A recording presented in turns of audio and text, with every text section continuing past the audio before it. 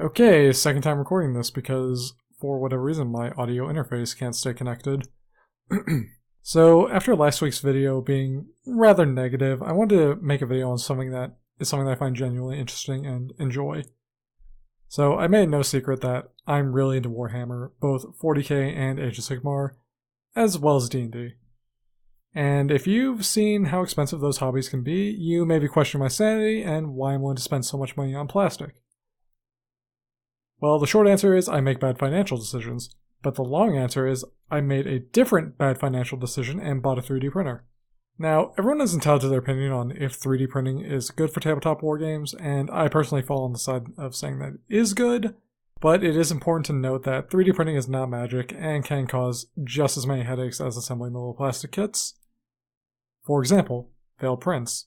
So I've been rather lucky as most of my prints have gone very, very well.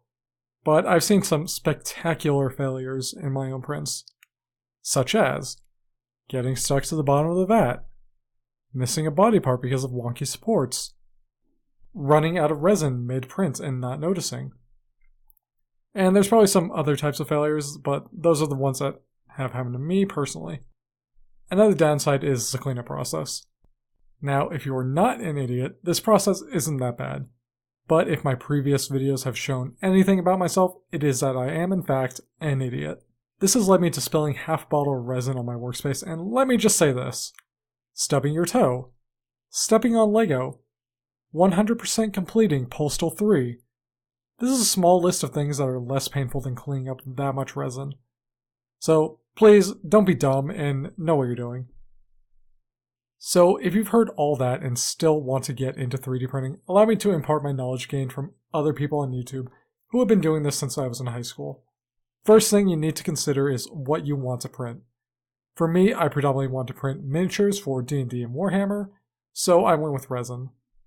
Resin is fantastic for smaller, more detailed prints, but it can also be used for larger ones.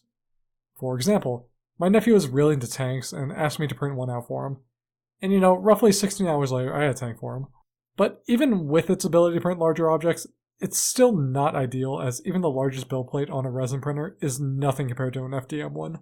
Speaking of, an FDM, or filament-based printer, is what most people think of when they think of 3D printing. Hot plastic filament laid out on a build plate in layers to create little boats. The strengths of FDM printers are larger, less detailed objects, or prototyping parts. Now, I'm not smart enough to need to prototype parts, but an FDM printer is fantastic for terrain for tabletop games. And you can get away with printing minis on it, I'll just say the resin is a lot easier for less effort on that.